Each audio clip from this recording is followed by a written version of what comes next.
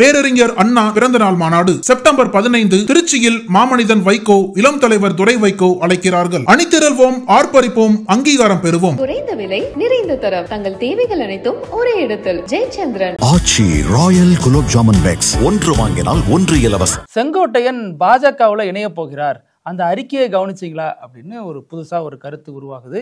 ஏன்னா அவர் டெல்லிக்கு போய் அமித்ஷாவை சந்திச்சுட்டு வந்தார். அதற்கப்புறம் இந்த ஒரு குரல் அமித்ஷாவின் குரலாகவே ஒலிக்குது அப்படின்னு ஒரு கருத்து.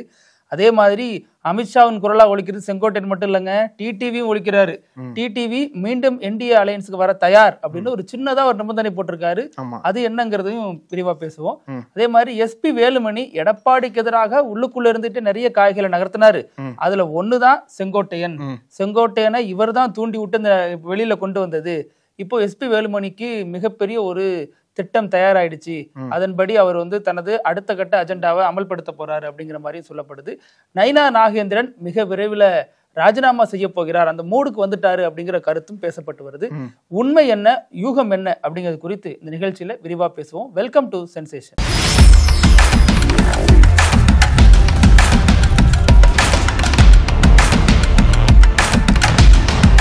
வணக்கம் பிருத்திவி. வணக்கம் அழகு.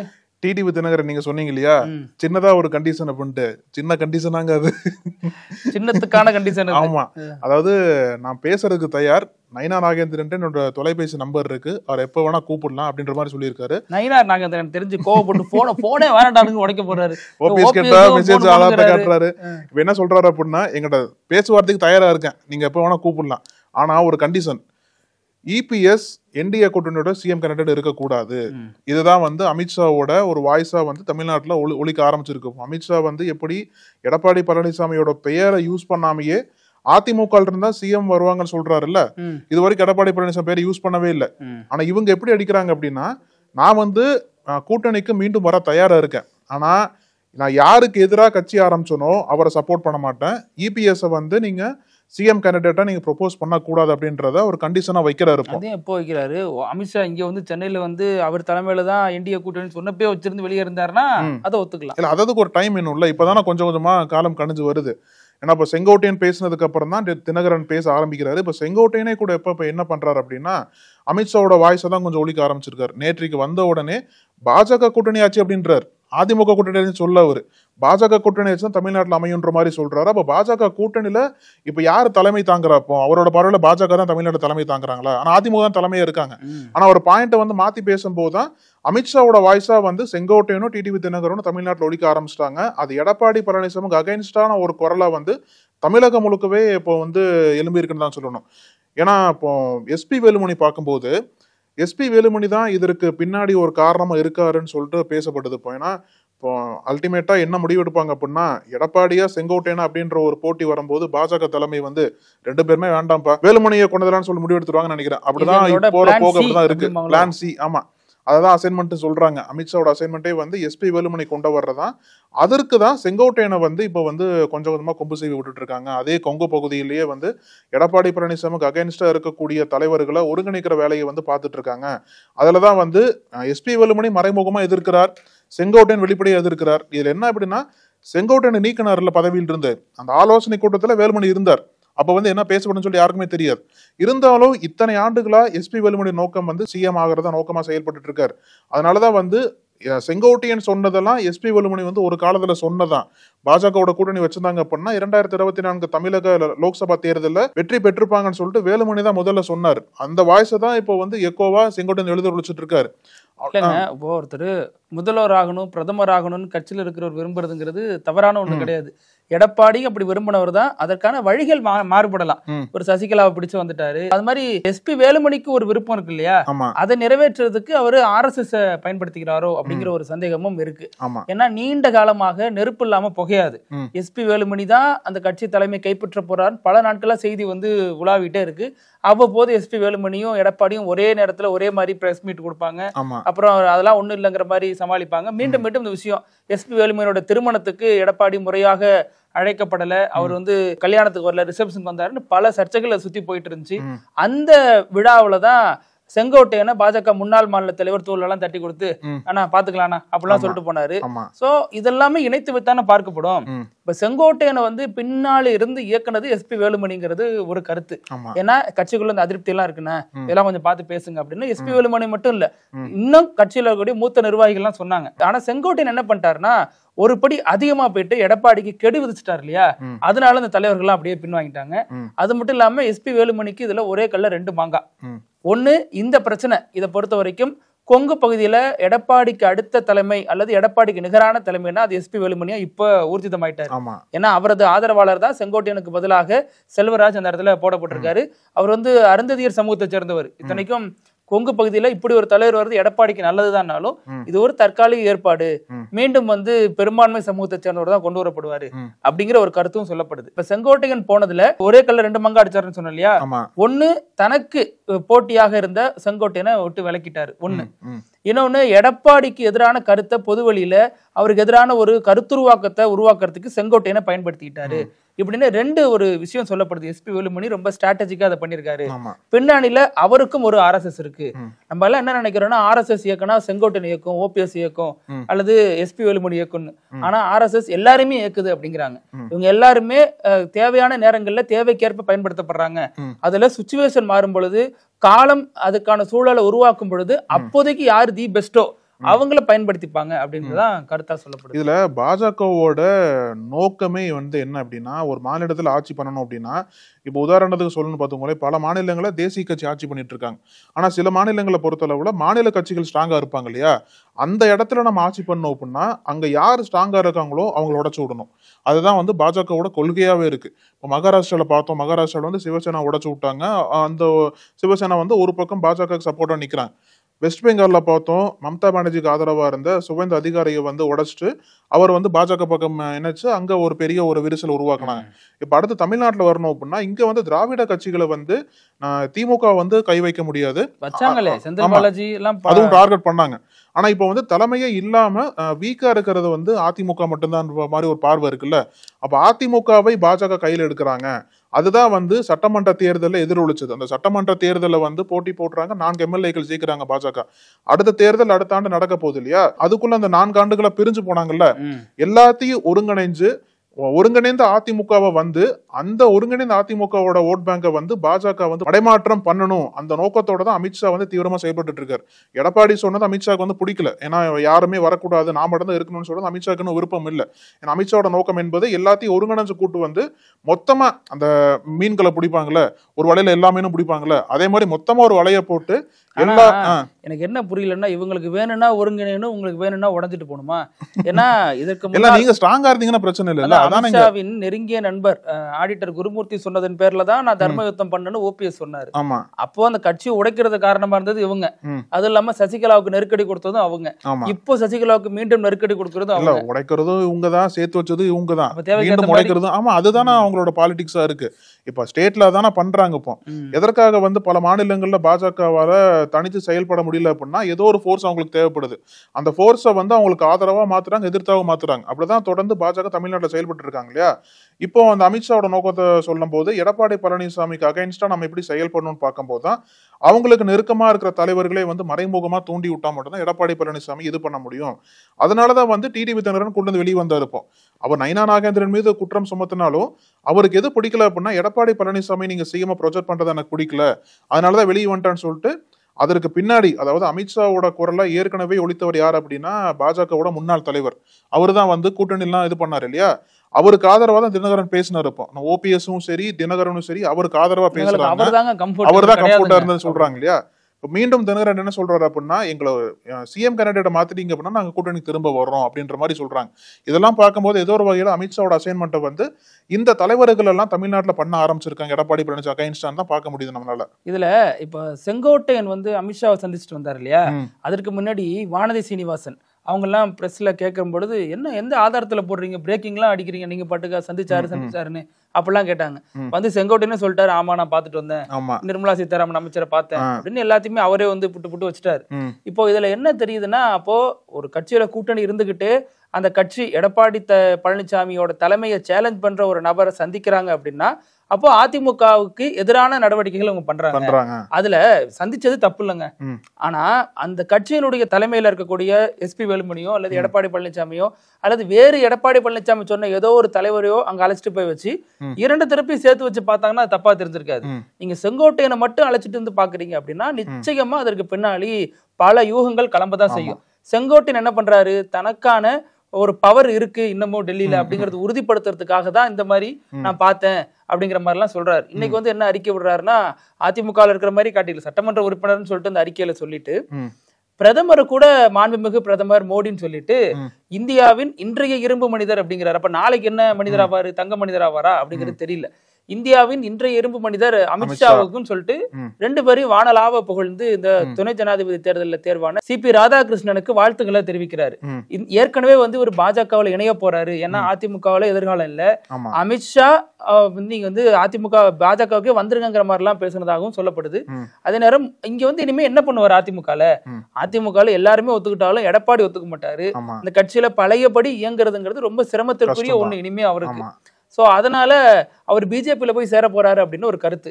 ஆனா அவர் உடம்புல ஓடுறது அதிமுக ரத்தங்க அப்படின்னு சசிகலா சொன்ன மாதிரி 1972 இருந்து கிட்டத்தட்ட எம்ஜிஆர் கூட இருந்தே அரசியல் பண்ணவர், எம்ஜிஆருக்கு வழிகாட்டியா இருந்தவர், எம்ஜிஆர் ஜெயலலிதாவுக்கு வழிப்பயணத்தெல்லாம் ஏற்படுத்தி கொடுத்தவர்னு பல விஷயங்கள் அவர் பத்தி சொல்லப்படுது. அதனால பிஜேபியில போய் சேர்ந்துட மாட்டாருங்க அப்படிங்கிற கருத்தும் சொல்லப்படுது. ஆனாலும் வேற வழி இல்லையா, இங்க அவரது அரசியல் எதிர்காலம் இல்லாம போயிடுமோங்கிற பயத்துல அவர் அதை நோக்கி நகர்வாரு.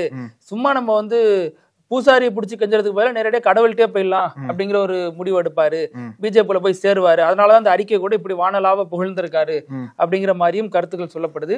இதுல அந்த தரப்புல நயினார் நாகேந்திரன் எப்ப பார்த்தாலும் என்ன வச்சே பிரச்சனை பண்றீங்களே அப்படின்னு ரொம்ப அப்செட்ல இருக்காரு. ஏன்னா ஒரு பக்கம் முன்னாள் மாநில தலைவர் கொடுக்கக்கூடிய குடைச்சலை அவர் தாங்கிக்கணும், அதற்கு எதிரான அரசியலை பண்ணணும்.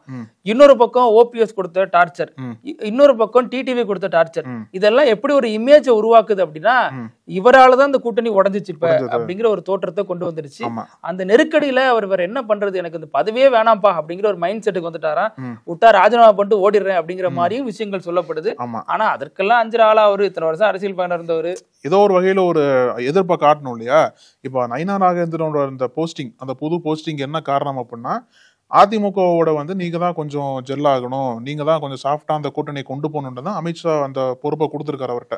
ஏன்னா உங்களுக்கு முன்னாடி இந்த தலைவர் இருந்தார் அப்படின்னா அதிமுக வழிக்கு வரமாட்டாங்க, நீங்க தான் வந்து சுமூகமா கொண்டு போகணுன்ற மாதிரி அசைன்மெண்ட் கொடுக்கப்பட்டது. அதை தான் தொடர்ந்து பண்ணிட்டு இருந்தார். அதனாலதான் எடப்பாடி பழனிசாமி வீட்டெல்லாம் டீ பார்ட்டி எல்லாம் வச்சாரு இல்லையா, அதெல்லாம் பார்த்ததுதான்.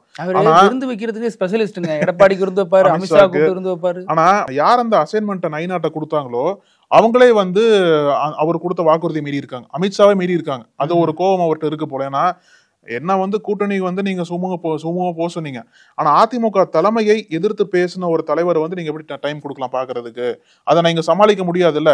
அவ என்ன சொல்றாங்க அப்படின்னா, தமிழக பாஜக தலைமைக்கே தெரியாதான் அமித்ஷா டைம் கொடுத்தது செங்கோட்டையன் இல்லன்னாரு. அதனால வானதி கூட அப்படிதான் சொன்னாங்க, பேச்சுவார்த்தை நடக்கலன்ற மாதிரி. செங்கோட்டையன் தான் வந்து இங்க பிரேக் பண்ணிருக்காரு. அப்ப வந்து யாருக்குமே தமிழக பாஜகத்துல யாருக்குமே தெரியல டைம் கொடுத்தது. அப்ப அந்த அளவுக்கு ரகசியம் காத்து அந்த அளவுக்கு ரகசியமா இந்த சந்திப்பு நடைபெற்று இருக்கு அப்படின்னா இங்க வந்து எப்படி நான் சமாளிக்க முடியும்? அதிமுக கூட்டணி தலைமை அவங்க தான் வந்து இங்க கூட்டணிக்கு தலைமையா இருக்காங்க. இந்த தலைமைக்கு அகைன்ஸ்டா பேசின ஒரு தலைவரை அமித்ஷா வந்து உடனடியா சந்திக்கிறதுக்கு நேரம் கொடுத்திருக்காரு அப்படின்னா என்னால இங்க எப்படி சமாளிக்க முடியும்? நீங்க ஏற்கனவே சொன்னது போல டிடிவில ஆரம்பிச்சு ஓபிஎஸ் வரைக்கும் என்னதான் குத்தம் சொல்லிட்டு இருக்காங்க. அந்த அது போகாம அவரோட அந்த முன்னாள் தலைவர் இருந்தார்ல, அவர் பங்கு அரசியல் பண்ணிட்டு இருக்காரு. என்னால வந்து சுதந்திரமா செயல்பட முடியல, அதனால வந்து ஏதோ ஒரு பெரிய பதவி வரும்னு சொல்லிட்டு தான் கட்சியில வந்து சேர்ந்தேன். அதுக்கு மாநில தலைவர் பதவி கொடுத்தீங்க, ஆனா கொடுத்த கொஞ்ச நாள்லயே வந்து இந்த அளவுக்கு குடைச்சல் வரும்னு சொல்லி எதிர்பார்க்கல. நயினார் நாகேந்திரன் மகனுக்கு வேற பொறுப்பு கொடுத்திருக்காரு, விளையாட்டு மற்றும் திறன் மேம்பாட்டு பிரிவுன்னு நினைக்கிறேன். அதுல அவருக்கு மாநில பொறுப்பு. ஏற்கனவே அலிஷா அப்துல்லா இருந்தாங்க, ரேசர், அவங்க புலம்பிட்டு இருக்காங்க. கட்சிக்குள்ளேயும் நிறைய பிரச்சனை. சமீபத்துல சரத்குமார் போயிட்டு அமித்ஷா எல்லாம் பாத்துட்டு வந்தாரு, அந்த செய்தியும் வந்துச்சு. அதுல வந்து விருதுநகர்ல போட்டியிடணும்னு சொல்லி அழுத்தி சொல்லியிருக்காரு அமித்ஷா கிட்ட. அது ஒரு வாதமா போயிட்டு இருக்கு. கமலஹாசன் எல்லாம் போயிட்டு நேரடியா பிரதமரே சந்திக்கிறாரு. ஆனா கட்சிக்குள்ள வந்ததுக்கு அப்புறம் சரத்குமாரனுடைய மவுஸ் சுருங்கி போச்சோ அப்படிங்கிற கேள்வியும் எழுந்திருக்கு. அதனால எப்படியாவது தன்னை முன்னிலைப்படுத்திக்கணும். ஏன்னா நயினாருக்கு அவர் மகனுக்கெல்லாம் பொறுப்பு போடுறாரு, பொறுப்பு தருவாங்கன்னு 3 வருஷமா காத்திருக்கிற விஜயதரணிக்கு தரமாட்டேங்கிறாரு, சரத்குமாருக்கு பொறுப்பு போடல. இப்படி கட்சிக்குள்ள கட்சிக்குள்ளேயும் அடுத்த கட்ட நிர்வாகிகள் மத்தியிலும் பல பிரச்சனை போயிட்டு இருக்கு. இதெல்லாம் தான் சேர்ந்து நயினாரை ரொம்ப ஆட்டி படைச்சு. ஆமா, இப்ப வந்து எடப்பாடி பழனிசாமி கன்வின்ஸ் பண்ண முடியல. நயினாரால எப்படி கன்வின்ஸ் பண்ண முடியும்? இப்ப எனக்கு எதிராக ஒருத்தர் பேசுறாரு அப்படின்னா அவர் எப்படி உங்க தலைமை டைம் கொடுத்து பேச வைக்கலாம்னு சொல்லிட்டு ஒரு எதிர்ப்பு உங்களுக்கு இருக்கும். இது மட்டும் வழக்கு வர போயிட்டு இருக்கு. வழக்கு வர போயிட்டு இருக்குல்ல, நாடாளுமன்ற தேர்தலை ஒட்டி பணம் பிடிச்சாங்க இல்லையா, அந்த வழக்கு தனியா போயிட்டு இருக்கு சிபிசிஐடில. ஆனால் நயினா நாகேந்திரனால இந்த ஒரு அரசியல் குழப்பத்தை வந்து பேலன்ஸ் பண்ண முடியல அப்படின்றதுனால நான் வந்து ராஜினாமா பண்ணிடுறேன், நான் வந்து விட்டுருங்கன்ற மாதிரி சொல்ல போறதா ஒரு தகவல் வெளியே வந்திருக்கு. அதுக்கு அமித்ஷாவோட ரியாக்ஷன் எப்படி இருக்க போகுது, அவரை கொஞ்சம் சமாதானப்படுத்தி எடப்பாடி இடத்துல அமித்ஷா என்ன பேச போறாரு, என்ன செங்கோட்டையனை ஒருங்கிணைஞ்சு கொண்டு போவோம்னு சொன்னா எடப்பாடி பழனிசாமி ஏத்துக்க மாட்டார். ஆனா அவரால் ஏத்துக்காம இருந்தாலும் அமித்ஷாவை மீறி செயல்பட முடியுமா அதிமுகவால் அப்படின்ற ஒரு கேள்வி எழுந்திருக்கீங்க. இவங்க பண்ற டென்ஷன்ல தாங்க எடப்பாடி பழனிசாமி போராடலாம் கோவப்படுறாரு. ஆமா, இன்னைக்கு கூட ஒரு விவசாய மீட்டிங்ல ஒரு விவசாயி ஏதோ கல்ல இருக்கிறத பத்தி பேசியிருக்காரு. அதற்கு இவர் டென்ஷனா, எப்பா அவர் போங்கப்பா, உங்க பிரச்சனை எங்க பேசுறீங்க, தனிப்பட்ட நபருக்கால வேலை செய்ய முடியாது, ரொம்ப கோவப்படுறாரு. ஆனா வேலுமணி அதை ஸ்மார்ட்டா ஹேண்டில் பண்றாரு. அப்ப அதுவுமே ஒரு விவாதமா வருது, இவர் தான் அதை பண்ணிருக்காரோ அப்படிங்கிற மாதிரி எல்லாம் பேசப்படுது. இது ஒரு பக்கம் இருந்தாலும் தமிழகத்துல அடுத்த கட்ட ஒரு முக்கியமான எதிர்பார்ப்பா முக்கிய சம்பவமா பார்க்கப்படுறது வர செப்டம்பர் 15 மதிமுக நடத்தக்கூடிய மாநாடு. ஒவ்வொரு செப்டம்பர் 15 அவங்க மாநாடு நடத்துவாங்க. அண்ணா பிறந்த நாள் ஒட்டி இப்ப 117வது பிறந்த நாளுக்கு மாநாடு பண்றாங்க. ஆனா இந்த மாநாட்டுல நிறைய விஷயங்கள் இருக்கு. ஒண்ணு, இந்த மாநாடு திருச்சி சிறுகனூர்ல நடத்தப்படுது. திருச்சி எம்பியா துரை வைகோ இருக்காரு, அது மதிமுகவினுடைய தொகுதியா இருக்கு, தனிச்சின்னத்துல வெற்றி பெற்று இருக்காரு, முதல் முறையா வெற்றி பெற்று இருக்காரு. சோ அங்க மாநாடு நடத்துறதுங்கிறது வைகோ ஒரு மெசேஜ் சொல்ல வராரு அப்படின்னு ஒரு பார்வை. இன்னொன்னு, அந்த மாநாட்டினுடைய முழக்கமே அணிதிரள்வோம், ஆர்ப்பரிப்போம், அங்கீகாரம் பெறுவோம் அப்படிங்கறதா இருக்கு. அதுல அங்கீகாரம் பெறுவோம் அப்படிங்கிறது ஏற்கனவே துரை வைகோ அவரது ஆசையை வெளிப்படுத்தினாரு. இத்தனை தொகுதி வந்தாதான் எங்க மதிமுக ஒரு கட்சி அங்கீகாரம் பெறும், அதற்காக நாங்க நிறைய உழைக்கணும், இத்தனை தொகுதி கொடுங்க அப்படின்னு சொன்னாரு. இதுவும் வந்து திமுகவுக்கு ஒரு நேரடி கோரிக்கையாவே பார்க்கப்படுது. அது மட்டும் இல்லாம மாநாட்டை பொறுத்த வரைக்குமே நிறைய வித்தியாசங்களை இவர் பண்ணிட்டு இருக்காரு. பொதுவா அந்த நிறைய மாநாட்டுகள் என்ன நடக்கும்னா, தட்டி வச்சு பேனர் வைப்பாங்க இல்லையா, தட்டி வச்சு அடிப்பாங்க. அந்த பேனர் எல்லாம் காத்துலயோ அல்லது வேற ஏதாவது ஒரு விஷயங்களாலேயோ சரிஞ்சு விழும் பொழுது அங்க உயிர் பலி எல்லாம் நிறைய ஏற்பட்டிருக்கு. கடந்த காலங்கள்ல நிறைய மாநாட்டுகள் நடக்கக்கூடிய பிரச்சனை. சோ அதை ஒட்டி இவர் வந்து இரும்பு கம்பிகளாலான எளிதில் சரிந்து விழாத மாதிரியான ஒரு பந்தல் கான்ட்ராக்ட் எல்லாம் பிடிச்சி அந்த மாதிரியான ஒரு வடிவமைப்புல இதுவே வந்து வித்தியாசமா வைக்கிறாரு. அந்த தொகுதியில அவருக்கு ஒரு செல்வாக்கு இருக்கு, அதனால இயல்பாகவே மக்கள் வருவாங்க அப்படிங்கிறாங்க. நம்ம மதிமுகவினர்கிட்ட கேட்டப்ப என்ன சொன்னாங்கன்னா, ஊடகங்கள் கவர் பண்ணக்கூடிய மிகப்பெரிய விஷயங்கள் எல்லாம் அவரு பெரிய அளவுல கான்சன்ட்ரேட் பண்றது இல்ல, ஆனா அந்தந்த மக்களுக்கு தேவைப்படக்கூடிய அடிப்படை விஷயங்கள் இருக்கு இல்லையா, முக்கியமா பல விஷயங்கள் இருக்கு ஒவ்வொரு தொகுதியிலையும் கண்டுகொள்ளப்படாம இருக்கிற பல விஷயங்கள், அது எல்லாமே அவர் கான்சன்ட்ரேட் பண்றாரு. அது எல்லாம் ஊடகங்களுக்கு தெரியாது, ஆனா அந்த ஊர்ல இருக்கிற மக்களுக்கு தெரியும், அதனால அவங்க பலன் அடைஞ்சிருக்காங்க. அந்த அடிப்படையில அவங்க வந்து துரை வைகோவை ஒரு முக்கியமான நபராக, நம்பிக்கை நட்சத்திரமாக அந்த தொகுதிகளை பார்க்கிறாங்க அப்படிங்கிற ஒரு விஷயமும் சொல்லப்படுது. ஏன்னா சமீபத்துல அவர் திருச்சி ரயில்வே ஸ்டேஷன்ல நிறைய விசிட் பண்ணாரு. அங்க இருக்கக்கூடிய விஷயங்கள் பாரு, மூஞ்சூர் ஓடுது, எலி ஓடுதுல நிறைய விஷயங்கள்லாம் பண்ணாரு. அதெல்லாம் தான் மீடியா கவர் பண்ணுச்சு. அது இல்லாம நிறைய நடந்துட்டு இருக்கு அப்படிங்கிற விஷயமும் சொல்லப்படுது. இதுல இன்னொரு முக்கியமான கோணம் என்ன அப்படின்னா, மல்லை சத்யா விவகாரம். மல்லை சத்யா கட்சியிலிருந்து நிரந்தரமாக நீக்கப்பட்டிருக்காரு. அதற்கு அவர் தரப்புல எதிர்வினை ஆற்றப்பட்டிருக்கு. இது வந்து மதிமுக மகன் திமுக அப்படிங்கிற மாதிரி அவரும் கடுமையா விமர்சனம் பண்ணிருக்காரு. இது அவர் இல்லாம நடக்கிற முதல் மாநாடு, அவர்னால எந்த பாதிப்பும் இங்க இல்ல அப்படிங்கிற காட்ட வேண்டிய நிர்பந்தமும் மதிமுகவுக்கு இருக்கு. இங்க கூட்டத்துல எந்த பாதிப்பும் இல்ல, அவர் ஒரு தனிநபர் அப்படின்னு சொல்றக்கூடிய ஒரு விஷயமும் நடக்கும் அப்படின்னு சொல்லப்படுது. அது மட்டும் இல்லாம செப்டம்பர் 15 தான் மல்லை சத்யாவும் கூட்டம் ஆரம்பிக்க போறாரு. அவர் சொல்றாரு, புதுக்கட்சி ஆரம்பிக்கிறேன்னா அல்லது என் திட்டம் என்னங்கிறத நான் சொல்றேன் அப்படிங்கிற மாதிரி சொல்றாரு. சோ அதுவுமே வந்து எதிர்பார்ப்பை எகிர வச்சிருக்கு. ஏன்னா ஒவ்வொருத்தரும் மாநாடு நடத்திட்டே இருக்காங்க. விஜய் நடத்தினாரு, திமுக நடத்தினுச்சு, விசிக நடத்தினுச்சு. இந்த மாநாடுனுடைய ஒரு மறைமுக மெசேஜ் என்ன அப்படின்னா, கூட்டணியில் இருக்கக்கூடிய பெரிய கட்சிக்கு ஒரு அழுத்தம் தருது. அதாவது திருமாவளவன் சொன்னார் இல்லையா, 4 தொகுதியில ஒரு தொகுதி வந்து எங்களுடைய வெற்றியா இருக்கும், 4 சீட்டு ஜெயிக்கிறீங்கன்னா அதுல ஒரு சீட்டு எங்களால ஜெயிச்சிங்க அப்படிங்கிறது மறைமுகமா முதல்வருக்கு சொன்னார். சோ அந்த அடிப்படையில இதுவும் வந்து புரிந்து கொள்ளப்பட வேண்டியதா இருக்கு. மாநாடுங்கிறது கட்சி நிர்வாகிகளை உற்சாகப்படுத்துறதை தாண்டி அந்த கூட்டணிக்கு வலு சேர்க்கும் விதமா, நாங்க இவ்வளவு பெரிய ஒரு சக்தி அப்படிங்கறத காட்டும் விதமா அந்த மாநாடு அமையறதுக்கான திட்டமிடலாம் நடந்துட்டு இருக்கு. முன்னாடியே மதிமுக துரை வைகோ வந்து 12 தொகுதிகள் கேட்டிருந்தாரு திமுக. ஏன்னா எங்களுக்கு அங்கீகாரம் வேணும் பண்ணா அத்தனை தொகுதிகள் கிடைச்சா மட்டும் தான் அங்கீகாரம் பெற முடியுன்ற மாதிரி முன்னாடி ஒரு கோரிக்கை வச்சிருந்தார். அந்த மாநாட்டின் மூலியமா அவங்களோட ஸ்ட்ரென்த்தை காட்டுறது மூலியமா அந்த கோரிக்கை மேலும் வலுப்பெறலாம். அது வரக்கூடிய நாட்கள்ல எல்லா கூட்டணி கட்சிகளும் திமுக கட்சிகள் இது பண்ணிருக்காங்கல்ல, அதனால வந்து அவங்களும் அவங்களோட டிமாண்ட இன்க்ரீஸ் பண்றதுக்கு வாய்ப்புகள் அதிகமா இருக்கு. வைகோ மாநாடுன்னா பயங்கரமா இருக்கு அழகு. முன்னாடி எல்லாம் திமுகவுக்கு எதிராக அவர் களம் கண்ட நேரத்துல எல்லாம் மாநாடு மழை பெய்யும், சுற்றி அந்த லைட் அடிக்கும், அப்படி துண்டை தூக்கி போட்டு அப்படி பேசினாருன்னா பயங்கரமா இருக்கும். அதை பாக்குறப்ப அந்த வீடியோ பயங்கரமாலாம் வைரல் ஆனிச்சு அந்த காலகட்டத்துல. அப்ப தொண்டர்கள் எல்லாம் சேரை தூக்கி தலையில வச்சுட்டுலாம் நின்று அந்த மழையிலே நின்று ஒரு பேச்சை கேட்டுட்டு இருந்தாங்க. அதுதான் பிற்காலங்கள்ல சீமான் அவர் மேடைக்கும் இதே மாதிரியான ஸ்டைல ஃபாலோ பண்ணாரு. சோ இதுல மேடை பேச்சுன்னா வைகோ அடிச்சுக்க முடியாது, அதுல அவர் ஒரு ட்ரேட்மார்க் செட் பண்ணிருக்காரு அப்படிங்கறதெல்லாம் ஒரு விஷயம். இந்த மாநாட்டுல அந்த மாதிரியான உணர்ச்சிகரமான சம்பவங்கள் நடக்கும். மனம் திறந்து வைகோ பேசுவாரு. மல்லை சத்யாவில இருந்து திமுக கூட்டணி தொடர்பாக பல விஷயங்களையும் வெளிப்படையா பேசுவாரு அப்படிங்கிற எதிர்பார்ப்பெல்லாம் தொண்டர்கள் எதிர்பார்த்துட்டு இருக்காங்க இல்லையா. அதனால வந்து அந்த மாதிரி பல விஷயங்கள் வைகோ டச் பண்ண வாய்ப்பு இருக்கு. இப்போ திருச்சி வந்து மீண்டும் ஒரு சென்டர் ஆஃப் அட்ராக்ஷன் மாதிரி இருக்கு. செப்டம்பர் 15 இவரோட மாநாடு அப்படின்னா 13 விஜயோட சுற்றுப்பயணம் முதல்ல திருச்சியில இருந்து ஆரம்பிக்கிறாரு. அதனாலே வந்து மீண்டும் அந்த திருச்சி பகுதி, திருச்சி சுற்றி இருக்கக்கூடிய மாவட்டங்கள் எல்லாமே வந்து தமிழகம் முழுக்க பெரிய தலைபிசைதே மாறி இருக்குன்னு தான் சொல்லணும். பிருத்திவி, இப்போ நம்ம வீடியோட கடைசி பகுதி இப்படியெல்லாம் நடக்கும் அப்படின்ட்டு.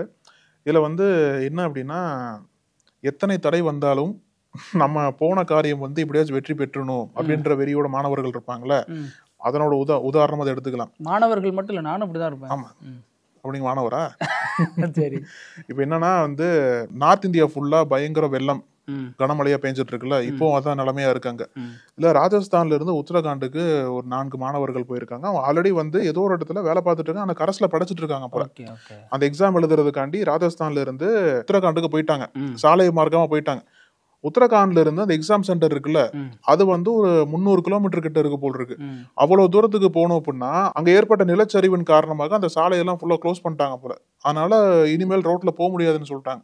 ஐயோ, இவ்வளவு தூரம் பயணம் பண்ணி வந்துட்டோம், ஒரு வருஷம் ஃபுல்லா படிச்சிருக்கோம், எக்ஸாம் மிஸ் பண்ணிட்டோம் அப்படின்னா ஒரு வருஷம் வேஸ்ட் ஆயிடுமே, இப்ப என்ன பண்றதுன்னு சொல்லிட்டு யோசிச்சுட்டு இருக்கிற சமயத்துலதான் என்ன பண்ணலாம்னு ரொம்ப யோசிச்சுட்டு இருக்காங்க. அப்போ ஒரு ஐடியா மனசுக்கு வந்திருக்கு. உத்தரகாண்ட்ல எல்லாம் வந்து அந்த டூரிஸ்ட் ஏரியால அதெல்லாம், அதனால வந்து ஹெலிகாப்டர் சர்வீஸ்ல கொஞ்சம் அதிகமா அங்க இருக்கும். அதனால அங்க இருக்கக்கூடிய ஹெலிகாப்டர் கம்பெனிக்கு ஏஜென்சிக்கு போன் பண்ணி, இந்த மாதிரி நாங்க 4 பேர் வந்திருக்கோம் ராஜஸ்தான்ல இருந்து, எங்க எக்ஸாம் சென்டருக்கு போனோம் அப்படின்னா ரோடெல்லாம் க்ளோஸ் பண்ணிட்டாங்க, எங்களுக்கு எக்ஸாம் எழுதல அப்படின்னா ஒரு வருஷம் ஃபுல்லா வேஸ்டா போயிரும் எங்களுக்கு, அதனால கொஞ்சம் உதவி பண்ண முடியுமான்னு கேட்டிருக்காங்க.